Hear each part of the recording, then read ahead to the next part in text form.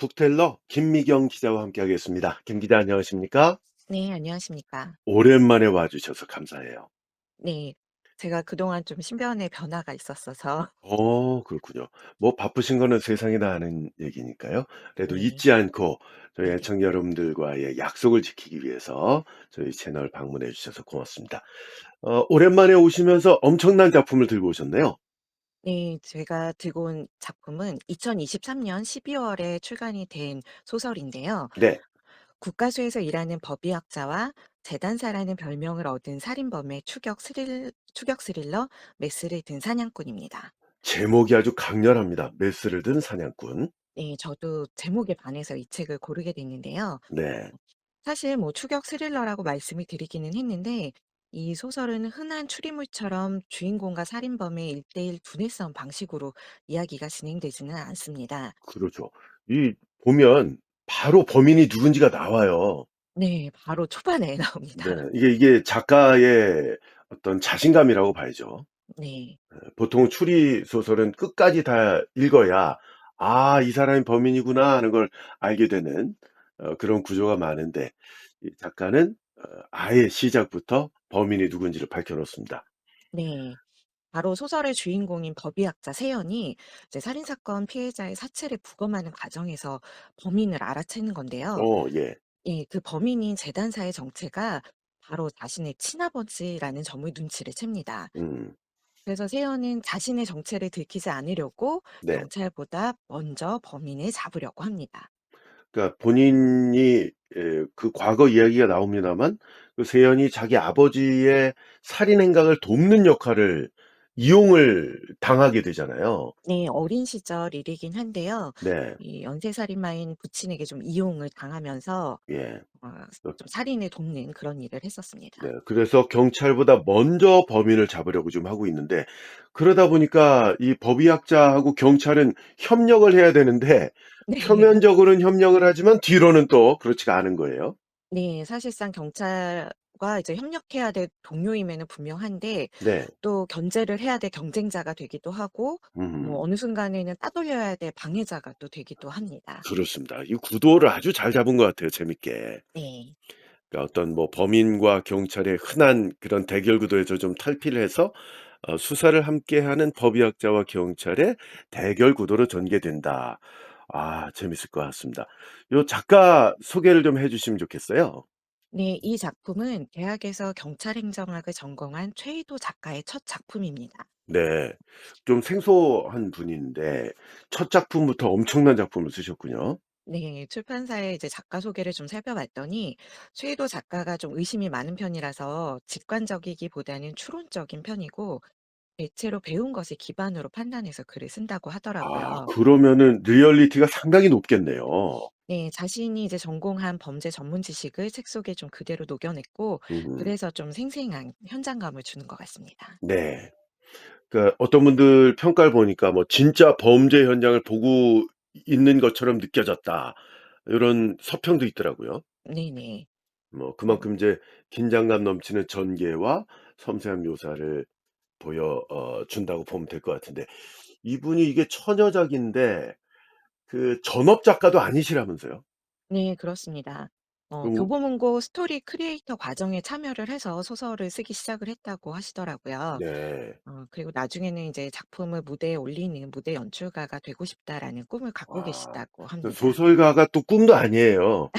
그걸 넘어서 무대 연출가를 네. 꿈꾸고 계신데 이 메스를 든 사냥꾼은 책으로 읽으신 분들도 많겠지만 드라마로 보신 분들도 계실 거예요.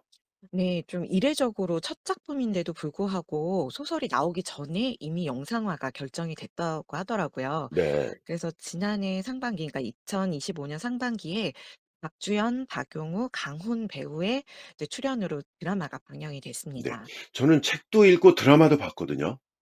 네. 근데 본지 얼마 안 됐는데도 내용이 가물가물합니다. 아, 그러시구나. 메스를 든 사냥꾼 주요 등장인물 좀 소개해 주시죠. 많진 않아요. 네. 일단 좀 주요 인물은 한 3명 정도로 추릴 수 있을 것 같은데요. 네. 어 이야기를 이끌어가는 주인공은 국가수 7년 차 법의관인 서세연 과장입니다. 여자분입니다. 네. 네. 말씀드렸던 것처럼 이제 어린 시절에 연쇄살인마인 부친에게 이용을 당했고 음. 좀 그로 인해서인지 반사회성 인격 장애인 소시오패스 성향을 지닌 인물로 그려집니다. 음. 예. 또 다른 주인공은 용천 경찰서 형사과 강력 팀장인 정정현 경위입니다. 네. 예. 부모가 모두 판사여서 좀 로스쿨에 진학하라는 아버지의 압박이 있었는데요. 음. 그럼에도 불구하고 몰래 경찰대학에 진학했을 정도로 좀 이 일에 열심인 사람입니다. 그렇군요. 네. 그리고 바로 그 연쇄살인마인 윤조균이 나옵니다. 서세연의 친아버지로 네. 나옵니다. 성이 다릅니다. 기억해 네. 성이 두시고. 다릅니다. 예. 서세영 과장은 여자분이고 정정현 경위는 남자분 네. 이 되겠습니다. 이게 해피북스 투유라는 출판사에서 나왔는데 네. 이름을 아주 잘 지은 것 같아요. 해피북스 네. 투유. 메슬든 사냥꾼, 줄거리 해설과 낭독, 북텔러 김미경 기자와 함께하겠습니다. 부탁드립니다. 네. 사건의 무대가 되는 곳은 서울에서 차로 1 시간 정도 떨어져 있는 용천시라는 곳입니다. 2023년 7월 17일 새벽 4시 47 분께 용천대학교 정문 새길 옆 작은 논에서 여성의 변사체를 발견했다는 신고가 경찰로 접수됩니다. 시신은 발견됐을 때 이미 부패가 상당히 진행이 된 상태입니다. 하체는 장기가 거의 없을 정도로 훼손이 되어 있습니다. 그러나 인근 현장은 매우 깔끔하게 정리가 되어 있고 시신은 농업용 비닐로 밀봉이 돼 있습니다. 사망 추정 시각은 8일 전인 7월 9일쯤이며 정확한 사인은 알 수가 없습니다. 사건을 맡은 용천서 강력팀장인 정현은 선배로부터 유능한 법의관이라는 소개를 받고 국가수의 세연에 찾아옵니다. 국가수에서 7년을 일한 세연은 부검실을 집처럼 편하게 느낄 정도로 일에 진심인 법의관입니다. 다만 다른 법의관들이 경찰과의 면담에 많은 시간을 할애하고 현장 사진을 같이 훑어보면서 사건을 이해하려고 노력하는 것과는 달리 부검 전에 수사 기록을 읽는 것을 질색하는 편입니다. 가뜩이나 끼니도 챙기지 못할 정도로 바쁜 상황에서 사체 부검을 의뢰하러 온 정연이 달갑지가 않습니다. 태연은 부검을 하기 전에는 좀 심드렁한 반응을 보입니다. 부패가 심한 변사체, 대충 사망 시간이 가늠하고 피해자 주변의 조사에 마지막으로 접촉했을 유력한 용의자를 찾아 검거하면 될 것이라 여겼습니다. 아마도 상대의 변심에 상처를 받았다는 비슷한 또래의 남자가 엉엉 울면서 경찰에 출두하고 또 재판으로 넘겨져 마무리될 사건의 가능성이 크다고 생각했습니다. 그런데 본격적으로 부검을 시작하면서 세연은 생각을 고쳐먹을 수밖에 없었습니다. 피해자의 나이는 20대 초중반, 성별은 여자, 부패가 심한 상태라 외표 검사로는 얻을 수 있는 정보가 별로 없었습니다. 하체는 가슴 밑에서 시작해 배꼽까지 길게 개방성 손상이 나 있습니다. 누군가 갈라놓은 흔적입니다. 오른쪽 정강이 쪽에도 십자로 삐딱하게 잘라낸 부분이 있고 두 손바닥 역시 피부를 박리한 자국이 있습니다. 세연은 갈라진 틈 사이로 손을 넣으려다 붉게 물든 실가닥을 발견하고 주춤했습니다. 누군가 사체를 실로 꿰매둔 것입니다. 단기의 위치를 표시라도 해둔 것처럼 X자로 꿰맨 실자국. 이건 그냥 변사체가 아니다. 세연은 생각합니다. 사체의 목에는 엑살의 흔적이 남아 있습니다. 손가락 끝 모양이 교차에 찍혀 있는 것을 보니 뒤에서 목을 조른 듯합니다. 목 연골을 감싸는 근육 주변에 맺힌 작은 물집에서는 피가 나왔습니다. 죽음의 신호가 뇌까지 전달되기 전 누군가 빠르고 정확하게 뼈를 분질렀을 것입니다. 오른쪽 정강이에서는 소독약 냄새가 났습니다. 수세미 같은 청록색 실뭉치도 나왔습니다. 세연은 사체가 익숙하다는 생각을 합니다. 분명 처음 보는 사체인데 짜증이 날 정도로 낯이 익었습니다. 세연은 어린 시절 비슷한 사체를 봤던 순간이 떠올라 뒷걸음질 치며 부검실을 빠져나왔습니다. 피 묻은 장갑과 스크럽복을 바닥에 엉망으로 벗어둘 정도로 도망치듯이 달려갔습니다. 범인이 누군지 알아차린 것입니다. 세연은 그날 바로 사건 현장인 용천에 찾아갔고 사건 현장에서 정연을 만나 설명을 듣습니다. 정연은 현장이 필요 이상으로 깨끗한 걸로 보아 범인이 저지른 첫 살인은 아닐 거라고 판단을 했습니다. 우발적인 살인이라면 감정의 동요가 심해 현장이 너저분하게 남아있는 경우가 대부분입니다. 그러나 범인은 현장에서 논 주인이 벗어두고 간 신발로 갈아 신고 사체를 유기할 정도로 현장을 유동적으로 활용했습니다. 사건 현장에는 CCTV가 없어 경찰은 인근 조사와 최초 발견자 진술, 시간대별 목격자 탐문 조사 등을 진행하기로 했습니다. 세연은 정연에게 인근 교차로 쪽 CCTV를 조회하라고 합니다. 사체 운반에 차량을 사용했을 것이고 현장 인근 교차로에서 CCTV에 찍혔을 거라는 게 세연의 판단이었습니다. 세연은 용천의 방까지 얻었습니다. 앞으로 예정된 전투에 대비할 요새였습니다. 이름도 얼굴도 모르는 사체가 누구의 솜씨인지 알아차린 세연에게 남은 선택지는 없었습니다. 세연은 오늘 새벽 변사체를 마주했던 순간부터 이 어이없는 상황을 어떻게 받아들여야 할지 계속 고민했다. 오래전 자신의 손에 목숨줄이 끊긴 사람이 아직 살아있다는 사실로도 충분히 벅찬데 그가 또다시 살인을 시작했다는 결론에 이르자 누가 목구멍 끝까지 빵을 집어넣은 것처럼 숨이 막혔다. 세연은 주머니에서 삐져나온 공무원증을 지그시 바라보았다.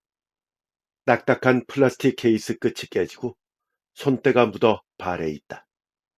세연은 미소를 머금고 있는 자신의 증명사진에 조소를 보냈다. 반사회성 인격장애를 앓고 있는 세연은 타인의 감정이나 고통에 공감할 수 없는 사람이다. 다른 법의관들처럼 일하기에도 정상 범주 밖으로 한참이나 벗어나 있었다.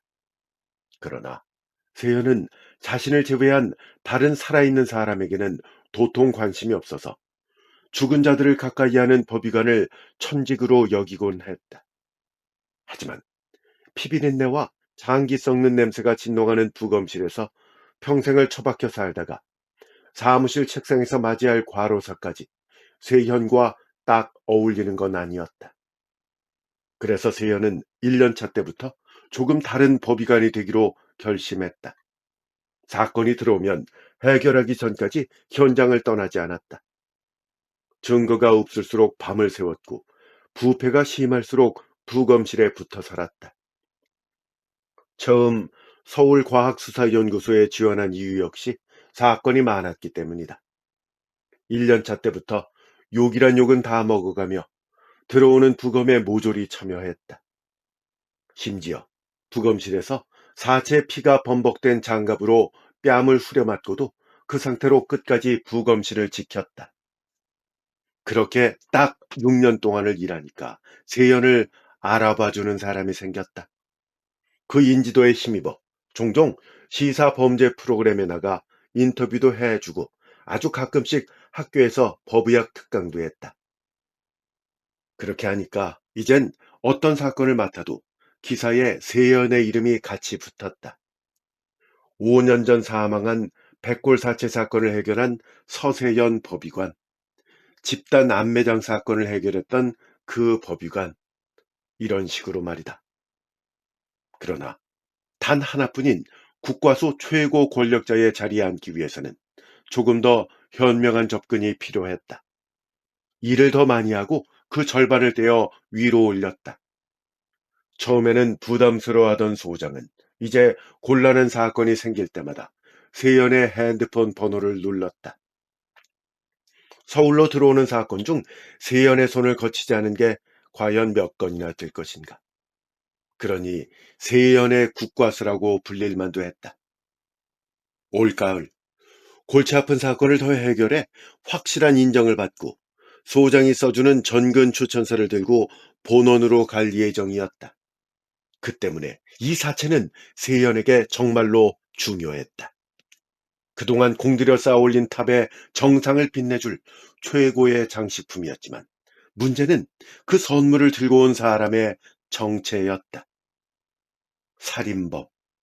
그의 이름은 윤조균. 과거에 그가 죽이고 유기한 사체가 아마 전국에 6군은 더 있을 것이다.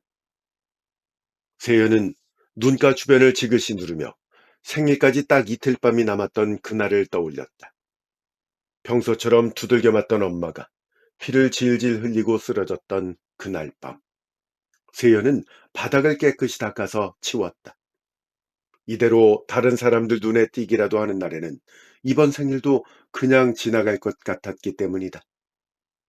자신의 일생을 뒤집는 선택이 얼마나 찰나의 순간에 결정되었는지 이렇게 회상할 때면 세연은 감탄이 절로 나왔다. 그 후 세연은 종종 그와 함께 여행을 떠나곤 했는데 그 전에 반드시 화물칸에 딱 맞게 비닐을 깔고 양동이 가득 물을 받아 두어야 했다.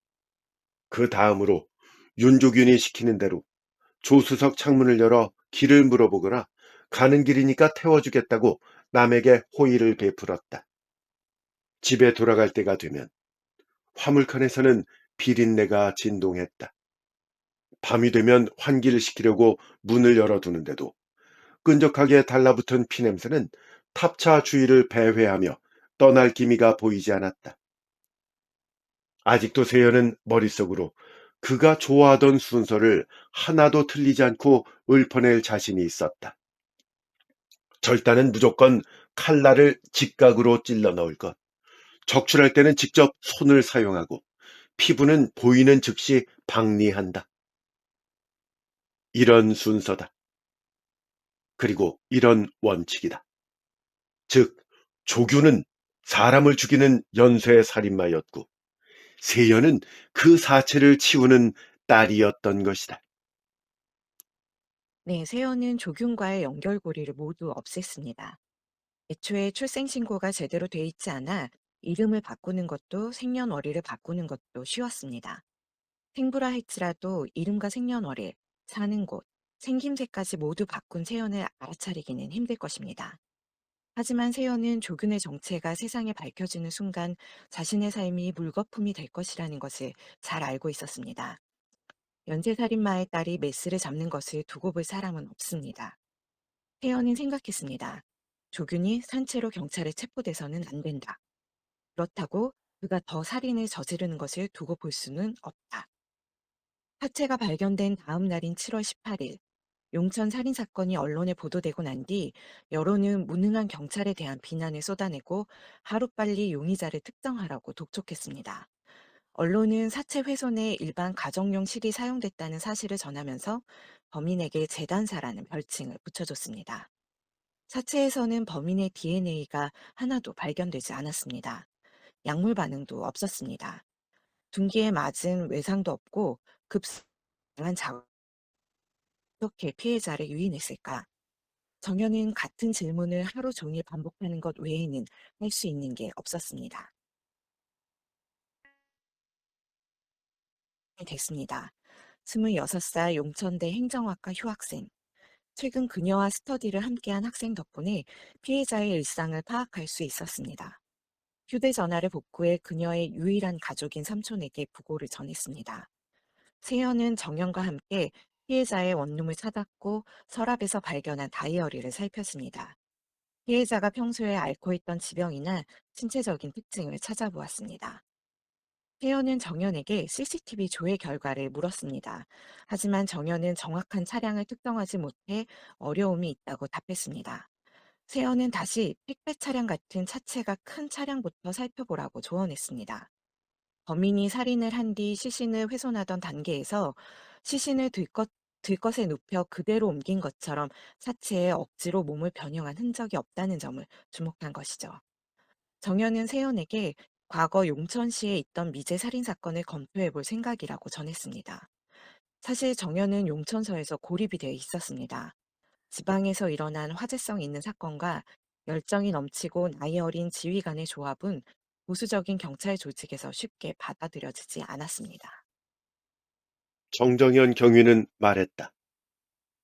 저 사체를 훼손하는 방식이 잔혹한 걸 보면서 어쩌면 그동안 범죄를 저지르지 못해서 쌓인 분노를 표출한 걸 수도 있다고 생각했어요.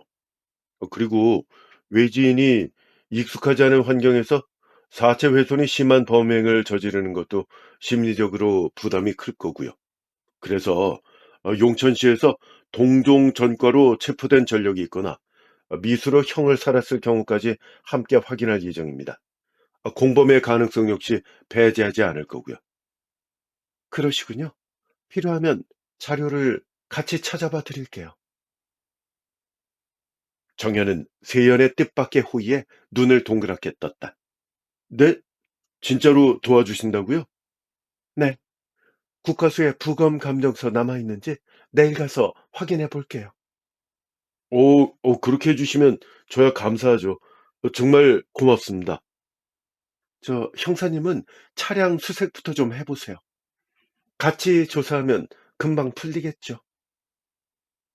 세연이 덤덤한 목소리로 말한 가치라는 단어가 정연의 마음 깊숙한 곳까지 묵직하게 내려왔다. 정정현 경위는 그동안 자신이 꽤 오랫동안 용천에 고립된 채 발버둥 쳐왔다는 사실을 깨달았다. 2인 1조로 움직이는 것이 수사의 기본이지만 이 사건을 맡고 난 후부터는 탐문과 잠복 그리고 현장 조사도 모조리 혼자서 짊어져야 할 몫이었다.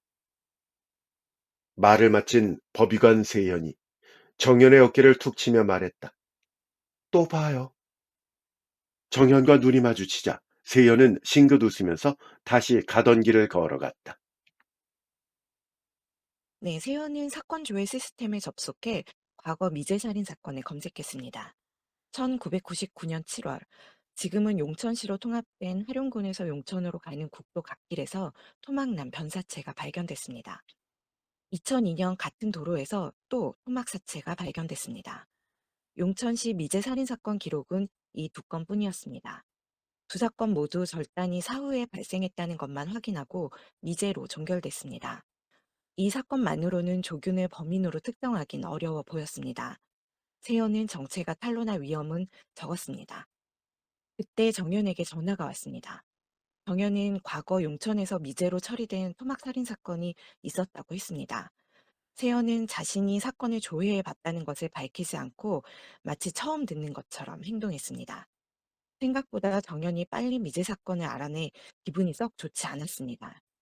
세연은 정연의 관심을 과거 미제 사건에서 현재 사건으로 돌리려고 차량 CCTV를 확인할 때 미리 배달 기사의 신원 확인도 같이 요청하라고 환기했습니다. 세연은 정연과 별도로 직접 사건 정보를 캐고 싶었지만 법의관이라는 신분이 발목을 잡았습니다. 법의관은 경찰이 아니기 때문에 혼자 사건 현장을 갈 수도, 목격자를 만날 수도, 과거 사건 기록을 조회하는 것도 한계가 있었습니다. 세연은 조균이 살인의 희열을 되살리고자 피해자의 발자취가 닿은 곳을 배회할 것이라고 생각하고 그 근처를 돌아다녔습니다. 그리고 그날 저녁 집으로 돌아가던 길에 사체의 냄새를 맡았습니다. CCTV도 없는 작은 골목길 전봇대 밑에 어지럽게 쌓인 박스를 들춰보니 우비에 쌓인 사체가 나왔습니다. 평소 들고 다니던 라텍스 장갑을 끼고 알코올 솜으로 장갑을 닦은 뒤 사체를 살폈습니다. 목 아래부터 배꼽 밑까지 일자로 절개된 자국이 있었고 이번엔 실로 꿰맨 자국은 없었습니다. 대신 피부가 미세하게 찢겨 있었습니다. 태연이 아는 조교는 일처리 속도가 느려서 혼자서 한 달에 2번이나 살인을 할 재간이 없는 사람이었습니다. 세연은 바로 경찰서에 시신을 발견했다고 신고했습니다. 최초 발견자가 된 세연은 경찰에 부검 영장을 신청하라고 요청했다가 이를 과도한 개입이라 여긴 정현과 가볍게 신경전을 했습니다. 이번 피해자는 31세 여성으로 용천 여중 기간제 수학교사였습니다. 정정현 경위가 세연에게 계단으로 오라면서 손짓했다. 저기요, 저 과장님이 영장 신청하라고 하신 거예요? 정경위의 목소리에서는 세연의 독단적인 개입을 짚고 넘어가겠다는 의지가 엿보였다. 네, 여름에 하는 부검은 빠를수록 좋으니까요. 저 아니었으면 계속 시간 낭비했을 텐데요. 저 기분 나쁘게 들리신다면 진짜 죄송한데요. 앞으로는 이렇게 독단적으로 행동하지 말아 주셨으면 좋겠습니다. 영장 신청은 형사과에서 하는 일이에요. 과장님이 하시는 일은 부검이고요. 수사는 저희가 하는 거라고요. 저 강력팀 팀장입니다. 이런 말할 자격 있어요. 그리고 소 과장님도 따라줄 의무 있다고 생각합니다.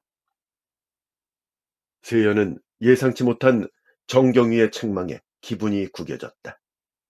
진창에 빠질 뻔한 수사 방향을 바로 잡아줬더니 기껏 한다는 말이 주제넘게 끼어들지 말라 하는 것이다. 말을 마친 정정현 경위는 여전히 등을 돌린 채로 가만히 서 있었다. 원래 성격 같아서는 뒤통수라도 휘갈기고 싶었지만 지금은 아무리 싫어도 세연의 입장에서는 정정현 경위의 동행이 반드시 필요한 상황이었다. 아, 그렇군요. 사건 해결에 도움을 드리고 싶다는 마음에 제가 선을 넘어버렸네요. 앞으로 주의할게요. 세연은 최선을 다해 풀이 죽은 목소리를 쥐어짜며 말했다. 갑자기 뒤를 돌아본 정연이 곧장 세연과 눈을 맞췄다. 순간 심장이 철렁 내려앉는 느낌에 세연은 급하게 미소를 지었다. 웃음은 언제나 위기를 극복하는 데 도움이 되었다. 정정현 경위가 말했다. 네, 과장님, 이해해 주셔서 고맙습니다. 안심한 표정을 한 정정현 경위는 군더더기 없이 감사를 표하고 세연의 보폭에 걸음을 맞췄다. 세연은 곁눈질로 정경위를 훔쳐보았다. 방금 계단에서 보인 정경위의 감정 변화를 이해하기가 어려웠다. 세연은 앞서가는 정경위의 뒷모습을 뚫어지게 쳐다보았다. 풋내나는 경찰인 줄 알았더니 의외로 사람을 꿰뚫어보는 눈을 가졌다. 지름길인 줄 알았는데 한 발만 잘못 디디면 그대로 미끄러질 낭떠러지였던 것이다. 네, 세연은 두 번째 사체를 부검하면서 작은 지문을 찾아냈지만 지문에 맞는 용의자는 특정하지 못했습니다. 정현은 과거 경찰대 수업을 듣던 중에 미제 사건을 조사하는 과제를 했던 경험을 세연에게 들려줬습니다. 1999년 9월 시흥에서 발견된 토막 사체 사건. 세연은 다시 정연에게 과거 사건 조사는 자신이 할 테니 정연은 당분간 새로 발생한 살인 사건에 집중해 달라고 요청합니다. 시간이 흘러 7월 20일이 됐습니다. 정연은 경찰서에서 2차 사건 브리핑을 하려다 서장과 충돌을 했습니다.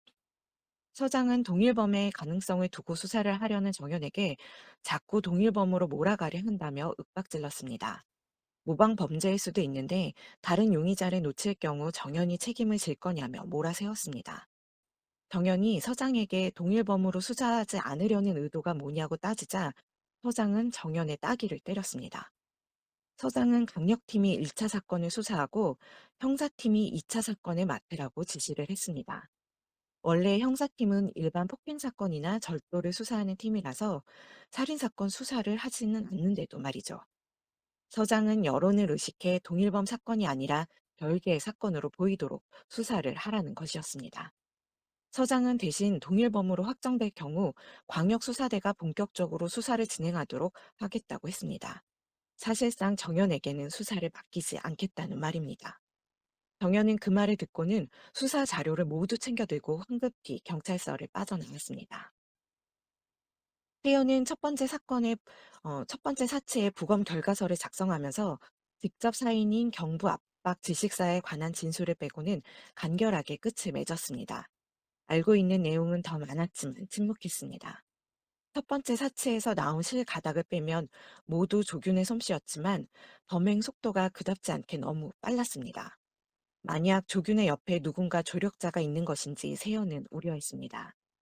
그 찜찜함을 털어내려 인터넷 검색을 하던 세연은 용천서가 두 사건을 분리해 수사한다는 소식을 접했습니다. 서세현 과장이 정정현 경위에게 물었다. 저 뉴스 봤어요. 두 변사체 사건 따로 수사하기로 했다면서요? 네. 그 두 사건의 연관성을 밝혀낼 결정적인 증거가 없어서 서장님이 당분간은 형사팀과 따로 수사하라고 분리하셨어요. 안 봐도 빤하게 그려지는 상황이었다. 서장이 동일범이라는 단어에 또 발작하며 화를 내서 정경이는 경찰서에서 쫓겨나듯 나왔을 것이다.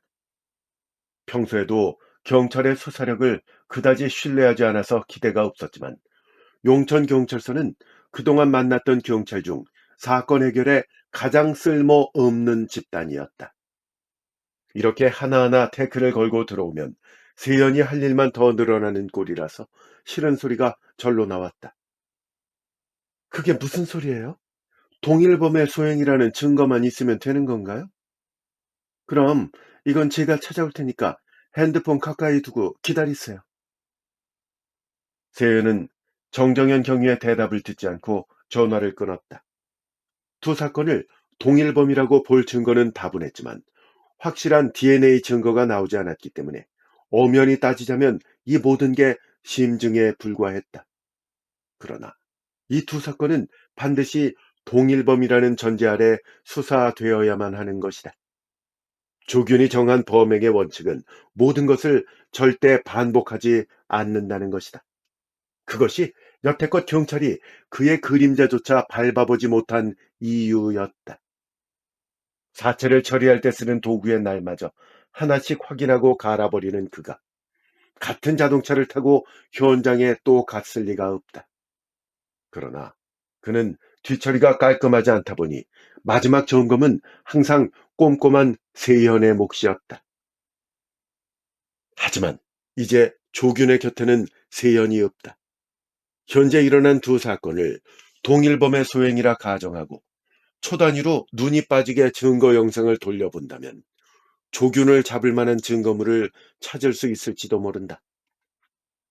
법의관으로 수사에 막대한 영향력을 행사하기 어려운 지금 경찰의 도움이 절실했다. 조균의 정체를 모르는 정정현 경위가 두 사건을 동시에 집중해 조사할수록 범행 수법의 유사점을 찾을 수가 없어서 혼란스러워할 것이다. 세연은 그 틈을 타서 정정현 경위가 찾아온 증거로 경찰보다 빨리 조균을 찾아 해치우면 그만이었다. 처음부터 세연이 정해둔 정경위의 역할은 조균을 자신의 소나기로 몰아주는 것뿐이었던 것이다. 세연은 차분히 부검 감정서를 다시 읽어보았습니다. 첫 변사체에는 없던 지문이 두 번째 사체에는 다량으로 나왔습니다. 다른 사람의 범행처럼 보이도록 조균이 의도한 것입니다. 당연히 조균의 지문은 아닙니다. 두 번째 피해자의 사망 추정 시간은 3일 전. 사체를 처리할 시간이 충분하지 않았을 것입니다.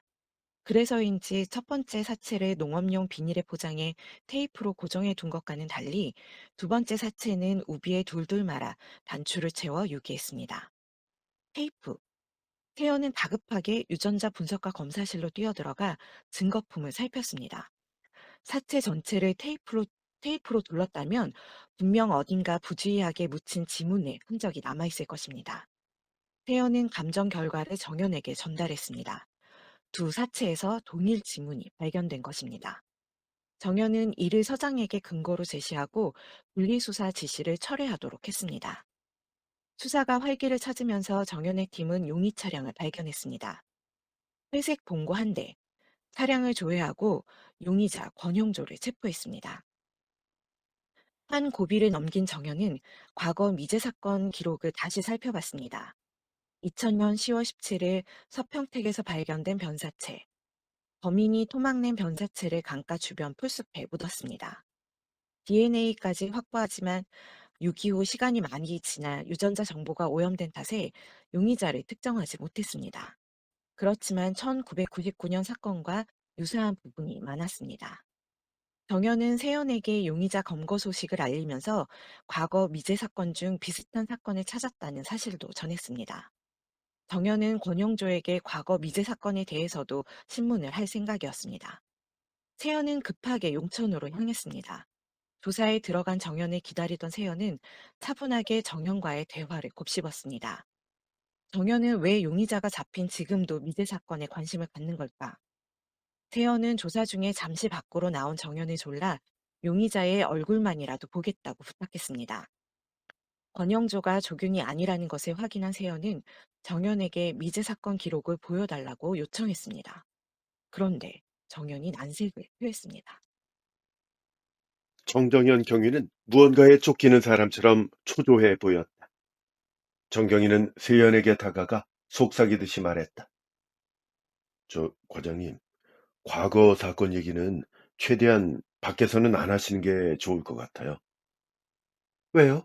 무슨 문제라도 있나요? 아니요, 저 문제라기보다는 도망가듯 얼굴을 피하는 정경이를 지켜보던 세연의 얼굴 위로 희미한 빛이 타올랐다. 그가 과거의 토막 사체 사건에 예민하게 반응하는 이유를 캐낼 방법이 샘솟기 시작했던 것이다. 세연이 먼저 불쾌하다는 듯이 인상을 썼다. 그 모습에 당황한 정정현 경위가 두어 발짝 뒤로 물러섰다. 정경위의 눈동자가 세연의 얼굴 곳곳을 훑고 지나갔다. 그 안에는 요동치는 불안감이 억눌려 있었다.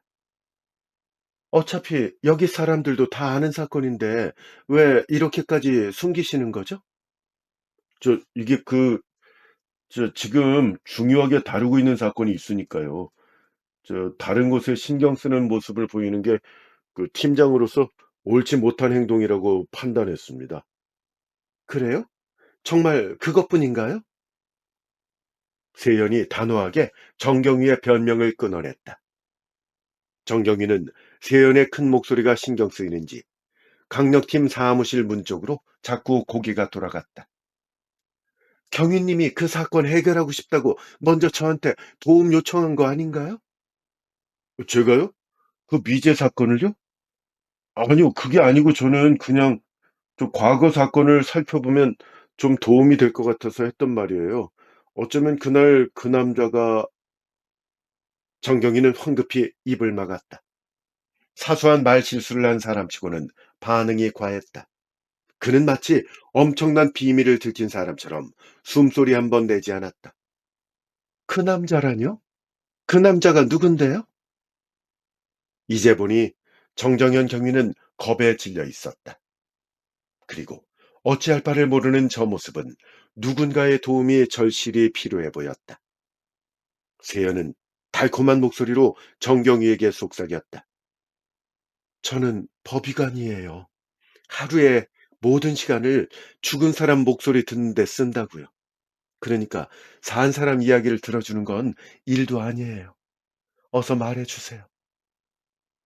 정경이는 자신을 올려다보는 세연의 눈을 피해 뒷걸음질을 치다가 의자에 쓰러지듯이 기대앉았다. 그동안 참았던 숨을 한꺼번에 내쉬면서 두 손으로 얼굴을 감쌌다. 그때 그 사람을 만나지 말았어야 했어요. 세연은 그 사람이라고요? 그 사람이 아까 말했던 그 남자 말씀이신가요? 심드렁하게 물었다. 아니요, 제 누나요. 세연이 알고 있는 바로는 정정현 경위는 분명 외동이었다. 판사 부모의 애정을 독차지하며 자란 그에게 숨겨진 누나가 있었나? 아니요, 누나였을지도 모르는 분이에요. 이 말에 세연은 인내심을 잃기 직전이었다. 그러자 정정현 경위는 결심이 선 건지 비장하게 일어나 이렇게 말했다. 21년 전에 토막 사체 사건의 범인을 만난 적이 있거든요. 정연이 조균을 알고 있다니 세연은 소스라치게 놀랐습니다. 정연은 세연에게 깔끔하게 정리된 미제 사건 파일집을 건넸습니다. 그리고 이번 사건이 해결되면 과거 미제 사건을 다시 조사할 계획이라고 했습니다. 그때도 세연의 도움이 필요하다고 정연은 말했습니다. 세연은 궁지에 몰린 기분으로 파일집을 살펴봤습니다. 종이 묶음이 쇳덩이라도 된 것처럼 세연을 내리눌렀습니다. 바로 세연의 죄의 무게였습니다.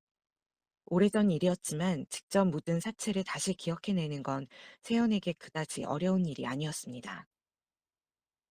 한편 정연이 체포한 용의자 권영조는 용천에서 꽤 유명한 문화재단을 운영하는 동네 유지였습니다.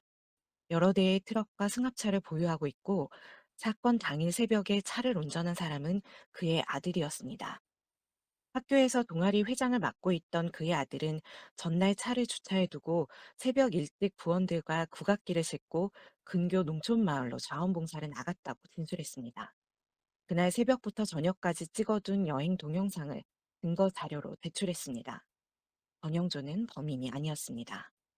용천 서장은 용의자를 특정했다는 섣부른 판단으로 언론 브리핑을 계획했으나 정연에게 모든 책임을 뒤집어 씌우고 브리핑을 하도록 했습니다. 쏟아지는 기자들의 질문 공세에 정연이 곤혹스러워하자 브리핑장에 있던 세연이 마이크를 낚아채고 사체에서 지문이 발견됐다는 점을 밝혔습니다. 기자들이 빠르게 질문을 이어가자 세연은 첫 번째 피해자는 대학 졸업을 앞둔 성실한 학생이었다며 억측을 자제하고 범행에 의미 부여를 하지 말아달라고 당부한 뒤 연상을 내려왔습니다. 정연은 세연 덕분에 무사히 브리핑을 마쳤다고 고마움을 표하면서 피해자의 인적 사항을 어떻게 알게 됐는지 물었습니다. 세연은 예전에 정연에게서 들었다고 답했다가 브리핑 직전에 경찰서 엘리베이터에서 들었다고 말을 바꿨습니다. 사실 세연이 브리핑에 나선 것은 조급함 때문이었습니다. 정연의 입에서 나온 말에 충격을 받은 것입니다. 자세한 사정은 더 들어봐야 알겠지만 자신 말고도 조균을 찾는 사람이 있다는 사실 하나만으로 세연에게는 치명적인 위협이 됐습니다. 아무리 머리를 쥐어짜도 조균을 찾아낼 방법이 없자 세연은 브리핑에서 낚싯대에 자신을 미끼로 묶고 던졌습니다. 조규는 관심받고 싶어 안달이 난 인간이라 자신이 언급된 사건이라면 눈에 불을 켜고 찾을 것입니다. 분명 브리핑 영상도 챙겨봤을 것입니다. 태연은 인상을 바꾸려고 코를 세우고 눈썹 문신을 했습니다. 교정도 했습니다. 그래도 조균이라면 한눈에 세연을 알아봤을 것이라 확신했습니다. 세연이 사체에서 바로 조균을 떠올린 것처럼요. 용천서는 다시 처음부터 수사를 시작해야 하니 이제는 세연이 움직일 차례였습니다. 세연은 다음 날인 21일 정연과 두 번째 사건 현장에서 다시 만났습니다. 세연은 정연에게 최근에 범인을 다시 본 적이 있는지 물었습니다. 갑작스러운 질문에 정연은 얼빠진 얼굴을 했지만 세연은 정연의 머릿속을 들여다본 것처럼 알고 있으니 털어놓으라고 부추겼습니다. 세연이 정정현 경위에게 그 당시 왜 신고를 하지 않았느냐고 묻자 정경희는 신고도 하고 CCTV로 동선까지 확인했는데 그 남자라고 특정할 만한 증거가 부족했거든요. 21년 전에 제가 본 건 뒷모습이 다였으니까요. 물론 지금은 그 기억마저도 희미해졌어요. 라고 말했다. 그럼 어떻게 알아본 건데요? 그 남자요. 가운데 두개골이 함몰된 건지 뒤에서 보면 산등성이처럼 정수리가 들어가 있었어요. 이 말을 듣고 세연은 생각에 잠긴 듯이 입술을 쓰다듬었다. 엄마와 몸싸움을 하다가 뒤로 넘어지면서 책상 모서리에 머리를 찧어 생긴 상처가 바로 그것이었다. 이것만으로는 정경이가 조균에 대해 알고 있는 정보의 범위를 파악하는 것은 어려웠다. 세연은 손이 자연스럽게 입으로 가려는 걸 멈추고 다시 정정현 경위에게 질문을 던졌다. 뒷모습 하나만으로 그렇게 확신할 수 있는 건가요? 그거 말고 또 냄새가 났어요. 어렸을 때는 몰랐는데 커 보니까 알겠더라고요.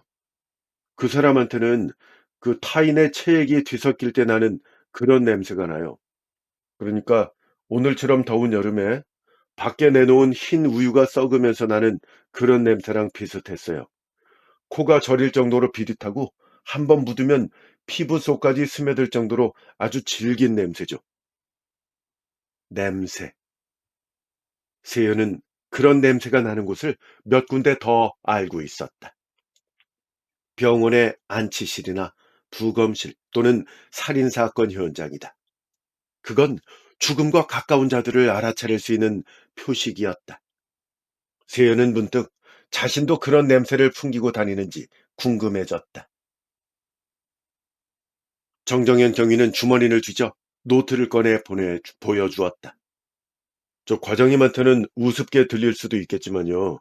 제 직감은 확신하고 있어요. 저는 현재 일어난 이 두 사건이 과거의 미제 사건하고 긴밀하게 연결돼 있다고 생각합니다. 그래서 어젯밤에 그 토막 사체와 관련된 자료를 다 모아서 정리를 해봤거든요. 총 4건의 사건입니다. 1999년 7월 하룡, 그 다음 9월 시흥, 그리고 2000년 10월 서평택, 마지막으로 2002년에 용천. 여기 이렇게 4곳 전부가 서해안 고속도로로 지나갈 수 있는 도시들이에요. 세연은 정경이가 정갈하게 적어둔 노트를 자세히 읽어보았다. 다음 장을 넘기자 그 짧은 시간에 오늘 조사한 수사 내용까지 깔끔하게 정리해둔 메모가 나왔다. 정경이는 민망한지 황급히 노트를 받아들고 세연의 반응을 살폈다. 그래서요? 그래서라뇨? 우연의 일치라고 하기엔 좀 이상하지 않습니까, 과장님? 2000년과 2002년 사이에 서해안 고속도로가 지나가는 다른 도시에도 수사 자료를 요청해서 미제 사건 중심으로 살펴보면 분명 더 자세한 정보를 얻을 수 있을 거예요. 경위님 말씀대로 만약 지금 발생한 재단사 사건과 이 과거 미제 사건이 동일 범의 소행이라면 그때부터 지금까지 거의 20년이나 지난 거 아니에요? 그럼 용의자 나이는 50대 후반에서 60대까지 놓고 봐야죠. 근데요, 혼자서 이렇게 정교한 범행을 저지를 수 있다고 생각하세요? 정경이는 세연의 이런 단호한 목소리에 당황한 기색이었다. 정경이는 자신의 설명이 부족했던 것 같아서 조심스럽게 다시 말을 붙였다. 네, 물론 혼자 하긴 좀 어렵지 않을까 생각을 해요. 그래서 전 공범 가능성도 조사해 볼 예정입니다. 그건 처음 발견된 변사체 현장에서 하셨던 말씀이잖아요. 근데 갑자기 뜬금없이 과거 사건에도 공범 여부를 논하신다고요? 글쎄요. 제가 검토한 자료 어디에도 그런 말은 없던데요. 시체를 처리한 방법도 다르고요. 유기한 장소도 다르고 냉각기도 지금 일어난 사건이 훨씬 빠르잖아요. 근데 무슨 근거로 과거와 현재 사건을 동일범이라고 단정하시는 겁니까? 뭐 형사의 감, 뭐 이런 거예요? 아니요, 그런 건 아니고요. 다만 좀 가능성에 대해서 논하고 싶었을 뿐이에요. 태연은 정연을 더 밀어붙이지 않고 말을 아끼면서 화제를 정연의 누나로 전환했습니다. 정연은 10살 무렵 아버지의 지갑 안에서 자신의 가족이 아닌 다른 가족 사진을 발견했습니다. 정연은 아버지의 뒤를 밟아 부정을 저지른 상대방을 확인하려 한 적이 있었는데 그 사람이 자취를 감추고 사라져 허탕을 친 일이 있습니다. 그러다 돌아오는 길에 아버지가 사진 속에 있던 여자아이를 만나 분식집에서 떡볶이를 사주던 모습을 몰래 지켜보게 됩니다. 그때 정연의 눈에 또 다른 남자의 모습이 들어왔는데요. 골목길에서 자동차 사이드미러로 그 여자아이를 지켜보던 남자. 정연은 이상한 기분에 아버지에게 그 사실을 말했으나 아버지는 아들이 자신의 뒤를 밟았다는 것에 분노했습니다. 일주일 후 정연이 그곳을 다시 찾았을 때 그 여자아이는 사체로 발견됐습니다. 정연은 아버지에게 먼저 전화로 알렸지만 아버지는 경찰이 수사하더라도 범인이 잡히지 않을 테니 기대는 하지 말라고 했습니다. 그리고 정말로 그 사건은 그렇게 끝이 났습니다. 세연은 정연이 그 후로 21년간 죄책감을 지니고 살아왔음을 알아차렸습니다. 그는 아버지가 신고를 하지 않았다고 판단한 것입니다. 그러나 세연은 그 사건이 조균의 마지막 살인이었다는 것을 알고 있었습니다. 세연은 선한 심성을 타고난 정연의 고통을 가늠해 보려 했지만 모든 걸 마치 자신의 탓인 것처럼 받아들이는 그의 양심은 이해할 수가 없었습니다. 세연은 그제야 마음속에 쳐든 빗장을 걷었습니다. 정연이 조균을 목격한 적이 있다는 말을 듣고 제대로 잠도 이루지 못했지만 그제야 마음이 편해졌습니다. 형세는 역전됐습니다. 세연은 정연의 비밀을 알지만 정연은 세연의 비밀을 모릅니다. 세연은 정연에게 당분간 현재 사건 수사에만 집중하라고 조언했습니다. 정연은 세연을 만나 정말 다행이라고 말합니다. 그 모습을 보고 세연은 착잡해졌습니다. 자신이 조균의 딸이라는 것을 알고도 정연이 지금처럼 자신을 여겨줄지 궁금했습니다. 세연은 솔직하게 자신의 감정을 부딪혀오는 정연이 불편했습니다. 조균이 조만간 자신의 미끼를 문다면 세연은 그때를 노려 조균이 이 세상에서 영영 자취를 감추도록 할 것입니다. 그러면 정현은 끝내 속죄할 기회를 얻지 못하게 될 것입니다. 다음날 아침 정현은 세연에게 택배를 하나 건네줬습니다. 브리핑 이후 경찰서로 온 것이라고 했습니다. 수치인 주소에는 분명 용천서 강력팀이라고 쓰여 있는데 수치인 이름은 서세연이었습니다. 세연이 상자를 확인해 보니 낡은 노트가 들어 있습니다.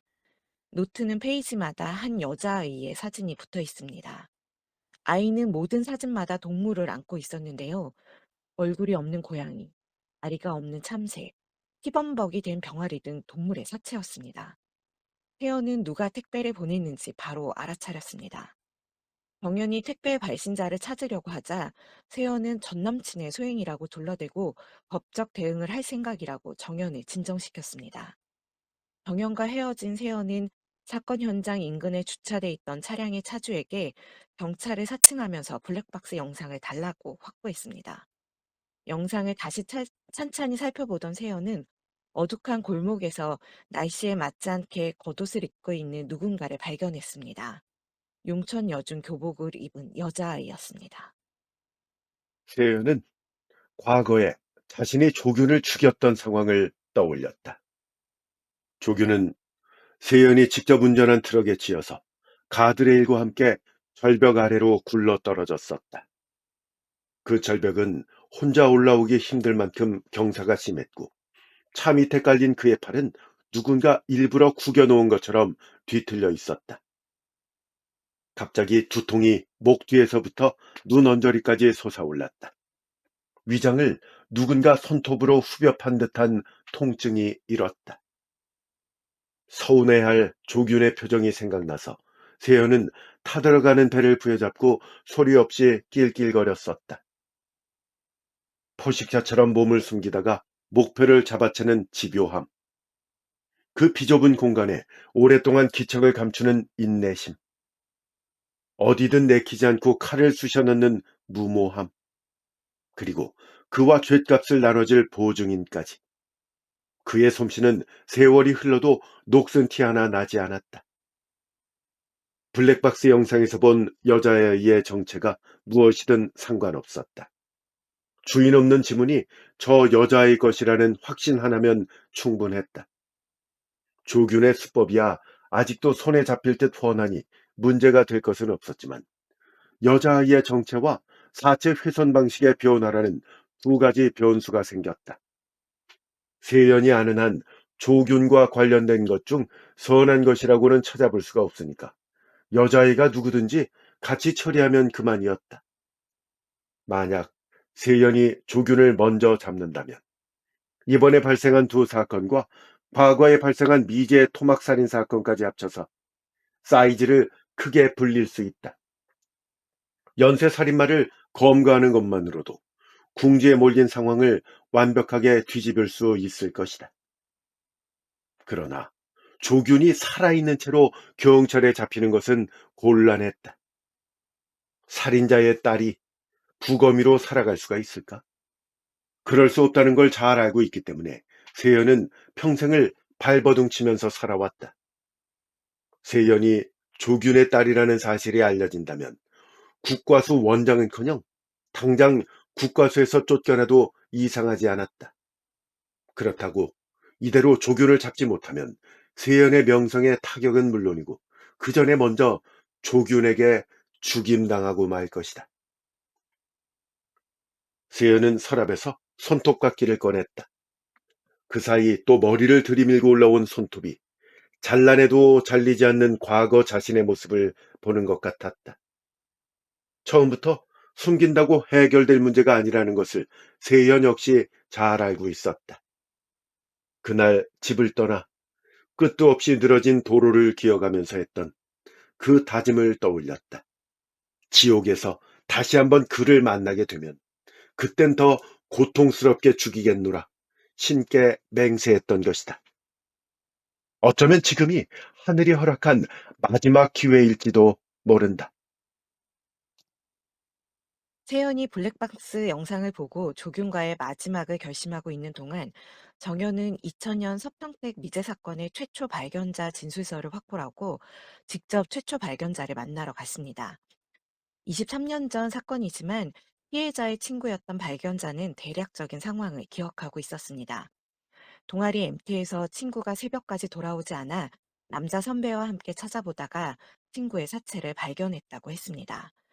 발견자는 또 경찰들이 주목하지는 않았지만 사건 발생일 친구와 물가에서 채소와 과일을 씻다가 초등학생 저학년으로 보이는 여자아이를 봤다는 것을 정연에게 알려줬습니다.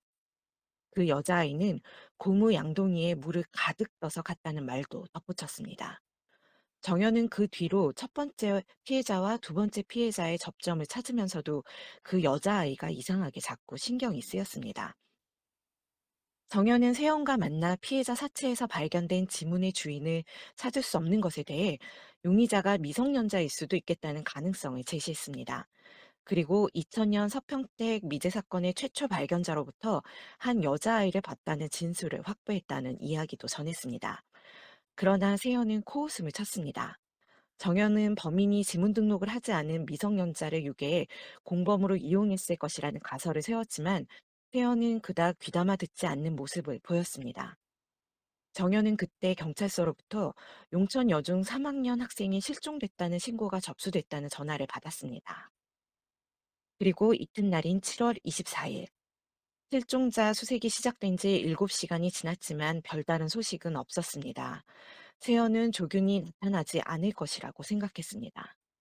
언론은 그를 최악의 연쇄살인마라고 칭하면서 그의 잔혹함과 치밀한 살인 계획을 분석하고 떠벌리지만 세연은 그게 모두 헛소리라는 것을 알고 있습니다. 조규는 별 볼 일이 없는 윤씨네 집안 외동아들이었습니다. 도박으로 재산을 탕진하고 술독에 빠져 사는 아버지와 일용직으로 겨우 생계를 이어가는 어머니 밑에서 자랐습니다. 도박이 안 될 때마다 자신을 때리고 결국은 논두렁이에 빠져 죽은 아빠보다도 도박빚에 팔려간 엄마를 저주하는 추잡한 인간이었습니다.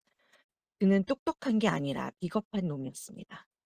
혹시나 꼬리가 잡힐까 벌벌 떨면서 자신의 어린 딸에게 사체 처리나 시키는 잡놈이었습니다.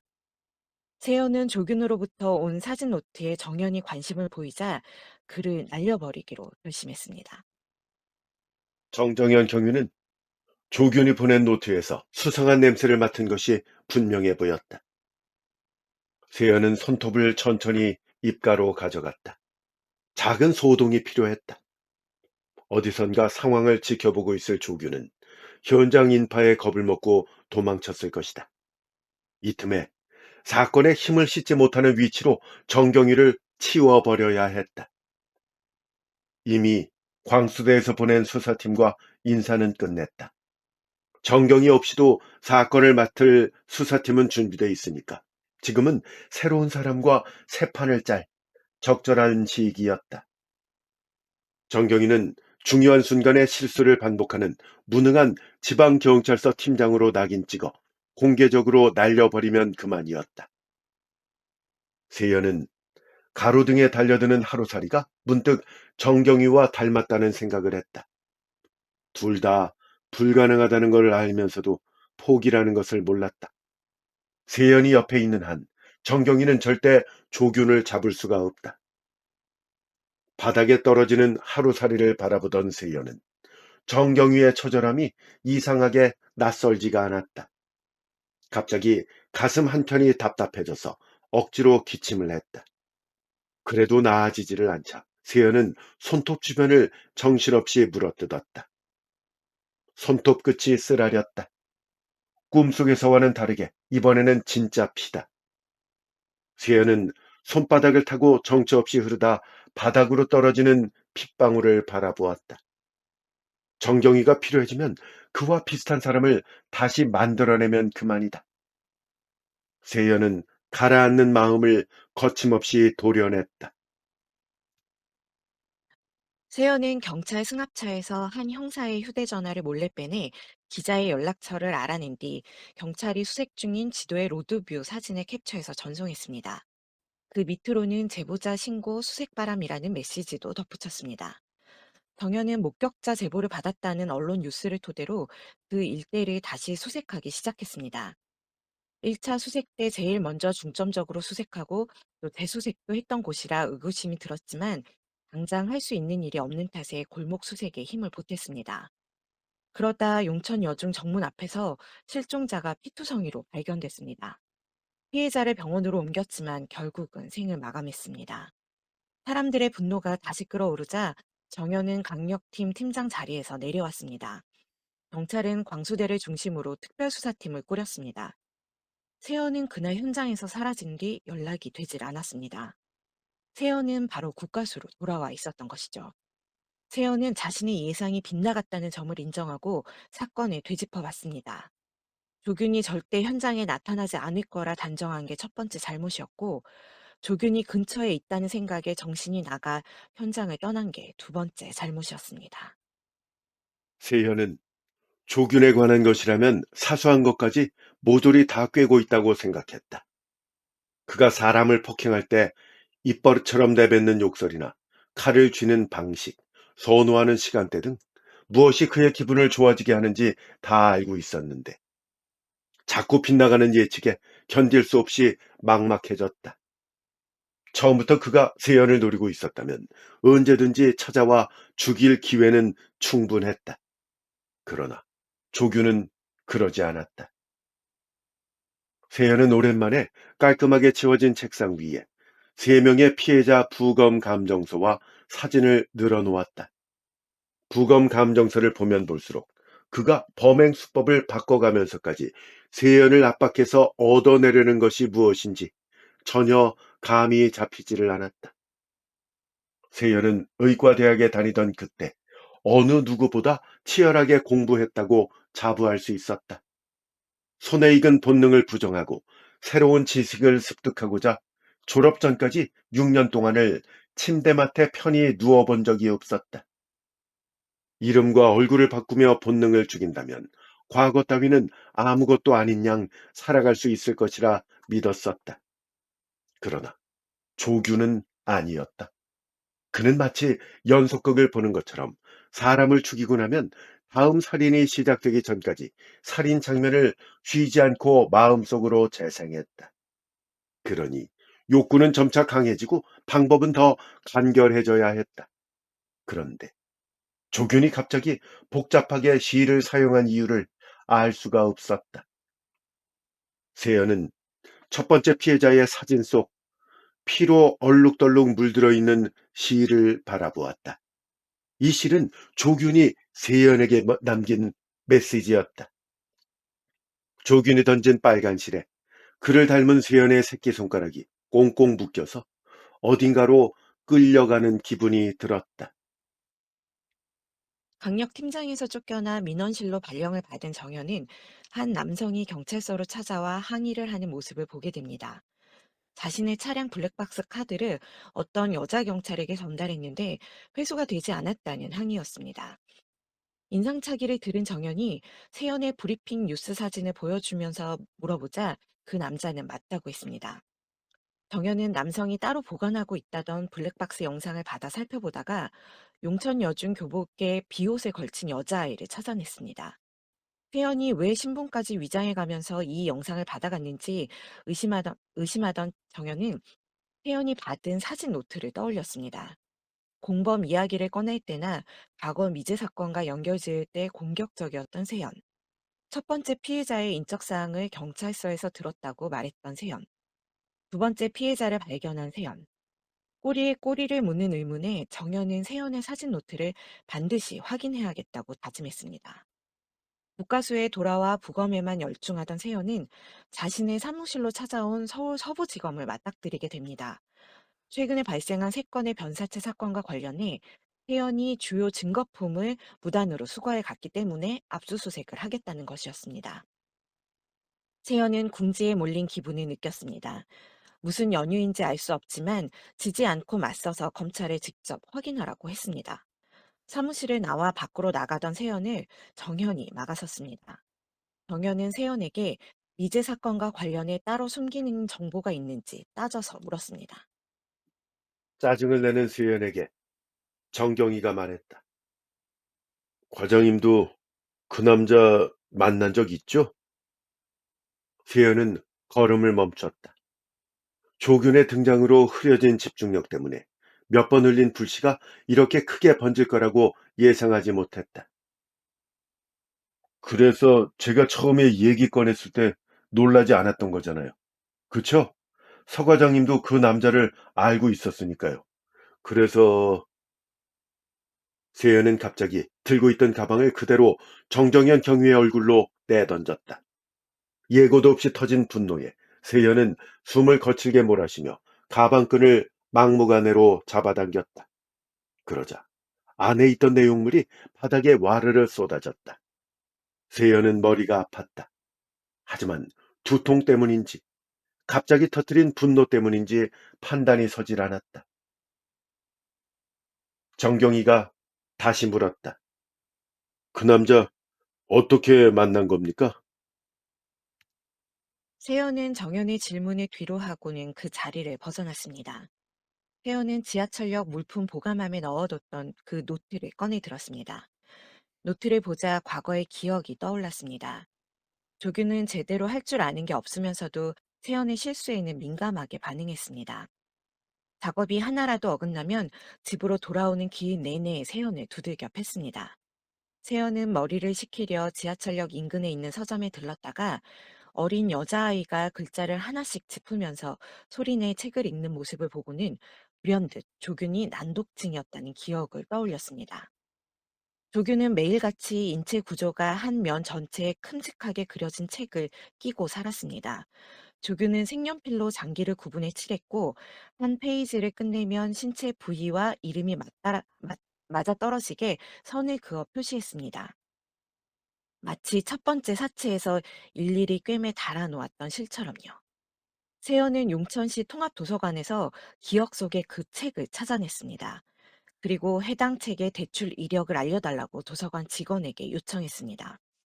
세연은 용천서 임시 출입증을 이용해 용천서 과수대에서 나왔다고 거짓말을 했습니다. 조규는 자신의 흔적을 남기지 않으려고 택배나 배달 음식도 이용하지 않았습니다.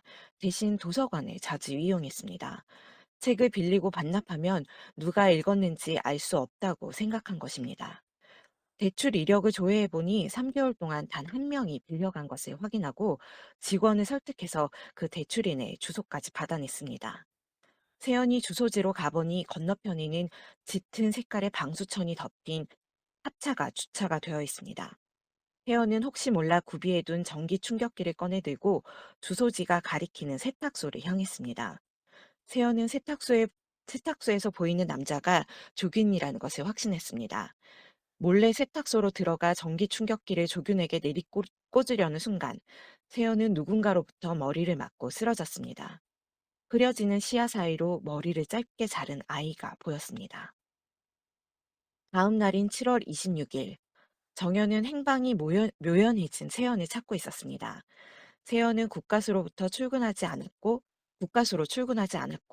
휴대전화도 꺼져 있었습니다. 세연의 집까지 찾아갔지만 집주인으로부터 세연과 연락이 닿지 않는다는 말만 들었습니다. 정연은 세연의 실종 신고를 하고 마지막 목격자로서 참고인 조사를 받았습니다. 경찰로부터 세연의 집 앞 버려진 쓰레기 봉투에서 첫 번째 피해자의 이어폰, 두 번째 피해자의 립밤이 발견됐다는 사실을 듣게 됐습니다. 또 용천 여중 실종자를 수색하던 당시에 지도를 언론에 제보한 게 세연이라는 것도 밝혀졌습니다. 경찰은 세연을 범인으로 의심했습니다. 또 정연이 세연의 도주를 도운 것은 아닌지 의심했습니다. 경찰은 세연을 공범으로 수배했습니다. 음, 우선은 이야기를 여기까지만 좀 아, 들려드리려고 하는데요. 그러게 말이에요. 지금 그러니까 서세연 과장이 공범으로 수배가 됐어요. 이게 또 네, 작품의 또 새로운 전기가 되는데 네네. 이 이야기를 여기까지만 들려주시는 이유가 있죠.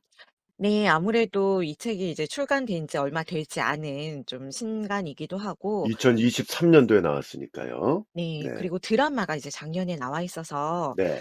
사실 뭐 그러니까 결말은 책이나 드라마로 보시는 게 좀 좋지 않을까 하는 생각에서 이쯤에서 좀 마무리를 하려고 합니다. 굳이 이걸 분량으로 따지자면 전체 소설의 한 70%까지 와 있는 거예요. 네, 이렇게 네, 중후반부까지는 제가 말씀을 드렸어요. 예. 근데 맨 마지막이 재밌지 않습니까?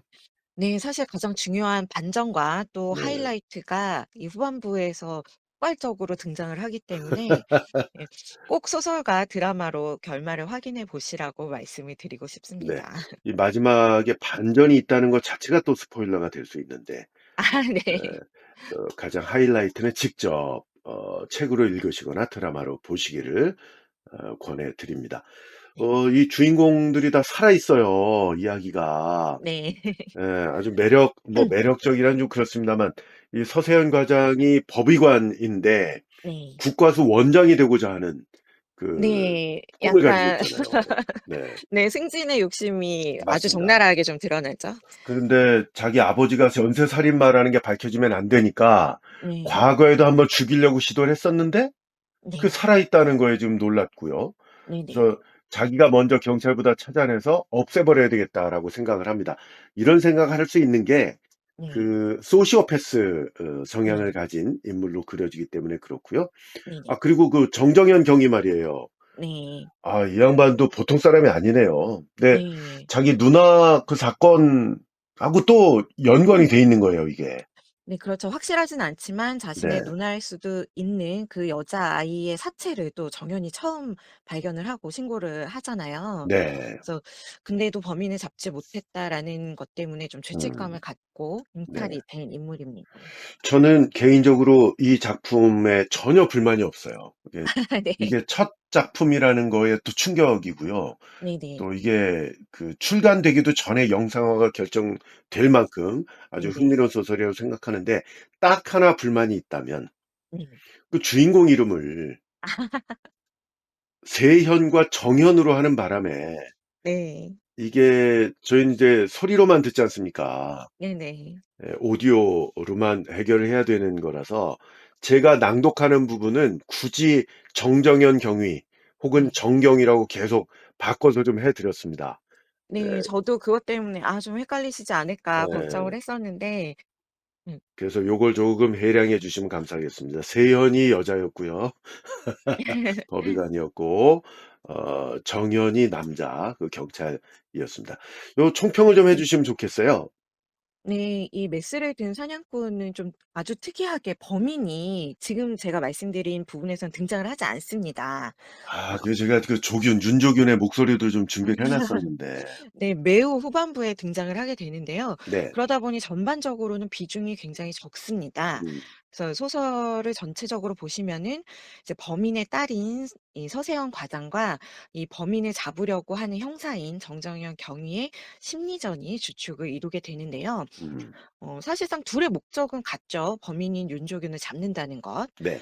그렇지만 과정도 또 원하는 결과도 둘이 매우 다릅니다. 음음. 그래서 그 다름이 같은 목적을 갖고 있는 이 둘을 대립 관계에 놓이도록 하는 장치로 좀 활용이 되는데요. 네. 음 그래서 사실 저는 소설을 읽는 내내 좀 혼란스러움을 느꼈어요. 음. 이게 주인공인 세연에게 감정이입을 해서 좀 윤조균을 세연이 죽일 수 있도록 그렇게 좀 응원을 해야 되는 것인지 아니면은 정정현 경위가 윤조균이라는 범인을 이제 좀 정상적으로 음. 잡을 수 있도록 정연에게 감정이입을 해야 하는 것인지 좀 어 헷갈렸는데요. 근데 김 기자는 세연한테 감정이입을 할 수가 없죠. 왜냐하면 소시오패스가 아니니까요. 네.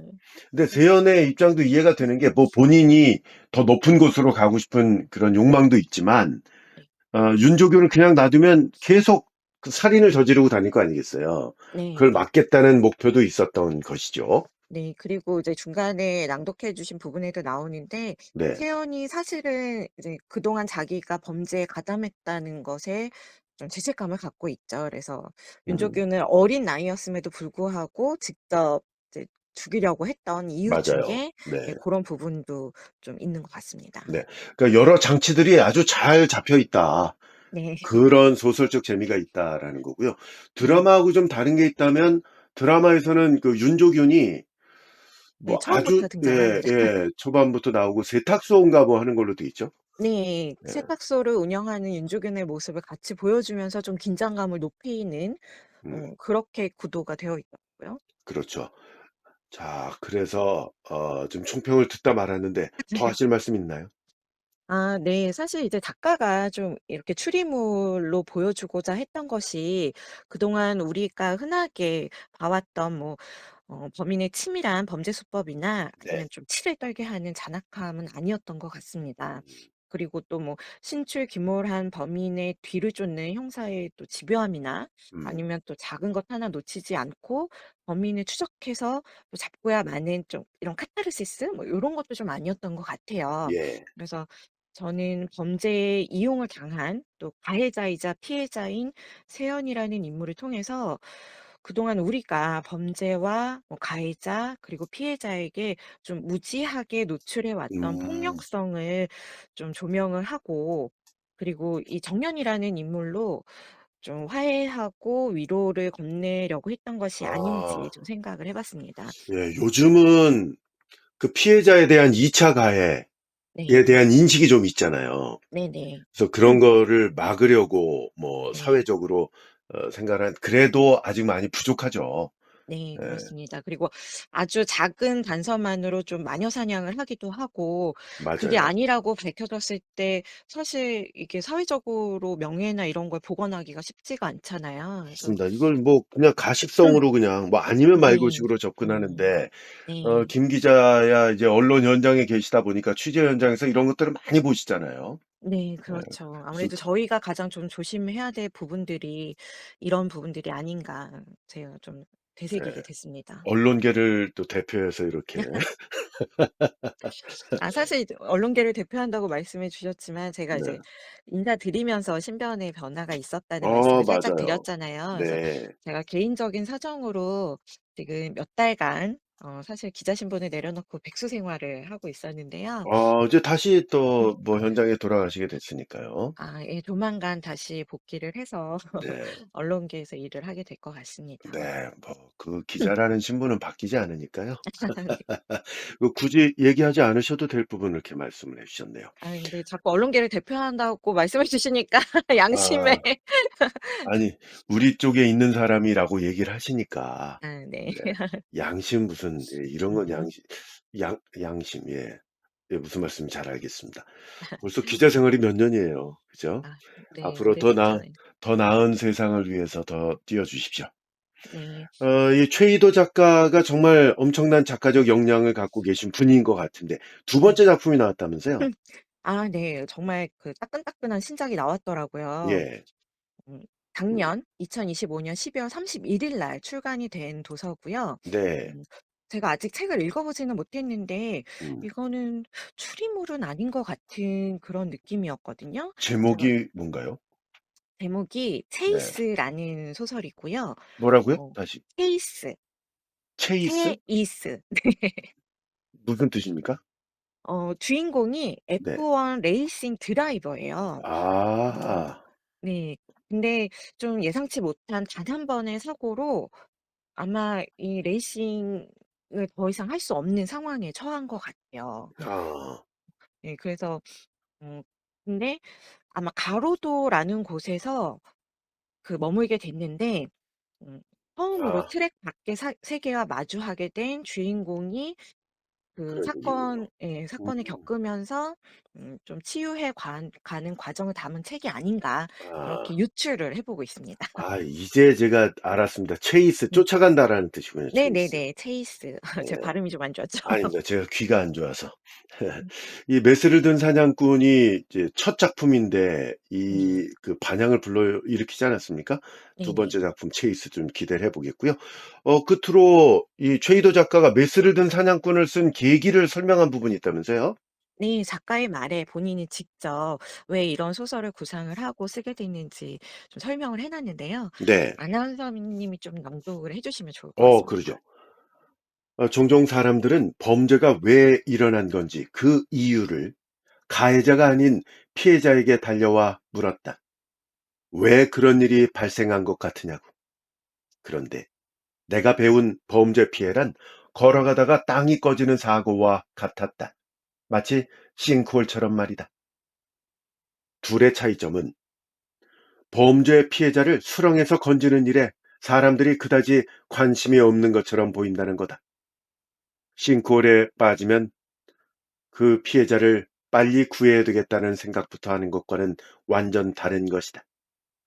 사람들은 피해자를 궁금해하다가 그냥 가버렸다. 이처럼 익숙해지고 싶지 않은 상황들이 점점 쌓여갔다. 범죄를 공부하는 건 경고등을 달고 사는 것과 똑같은 말이다. 일어나 버린, 혹은 아직 일어나지 않은, 혹은 일어날 수도 있는 그런 예고 없는 두려움에 시달린다는 뜻이기도 했다. 나에게 그 공포는 하나의 답으로 귀결되었다. 경계하고 외면하며 조심스럽게 살아가는 법을 터득한 것이다. 서세현은 그 혼돈 속에서 태어났다. 역경에 빠져도 개인의 능력으로 보란듯이 기어나오는 주인공의 이야기를 쓰고 싶었다. 그렇게 시작한 글이었다. 글을 쓰는 시간 동안 세상도 그에 맞춰 흘러갔다.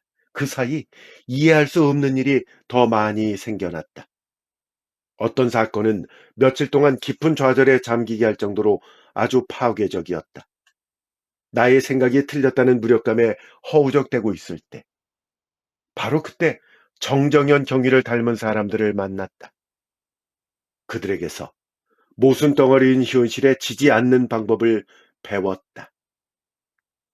네. 이렇게 해서 세연과 정현이 탄생이 예. 됐습니다. 그러니까 그 뭡니까? 더 큰 좌절감에만 빠지고 했을 때 정경이를 닮은 사람들을 만나셨다. 네. 그 아직 희망을 보고 있다. 네. 뭐 이렇게 해석을 해도 될까요? 예, 필력이 워낙 대단하셔 가지고 네. 예, 뭡니까? 이 뒤에 그 블랙홀 저 뭡니까? 싱크홀 얘기를 네네. 하실 때는 제가 좀 설명을 덧붙였어요. 그 둘의 차이점은 무엇인가 하는 음. 그런 거였습니다. 어쨌건 저희가 참 조금 전에 말씀드렸듯이 피해자에 대한 2차 가해, 3차 가해 당연히 피해야 되겠고요. 네. 가십성으로 만나는 일은 더욱더 없어야 되겠다 하는 생각이 듭니다. 김 기자 또 역시 생각할 수 있는 작품 들고 와 네. 주셔서 감사하고요. 김미경 기자와 함께 했던 작품들이 몇 편 더 있습니다. 아주 많지는 않지만 네. 재생 목록을 통해서 찾아보시면 되겠고요. 아직도 좋아요 안 누르신 분들 지금 눌러주시면 좋겠고 월 4,990원의 회원 가입 그리고 재밌게 들으셨으면 공유도 부탁드립니다. 김 기자 앞으로 활약도 기대하겠습니다. 아 네. 감사합니다. 네, 북텔러 김미경 기자와 함께했습니다. 애청자 여러분 감사합니다. 감사합니다.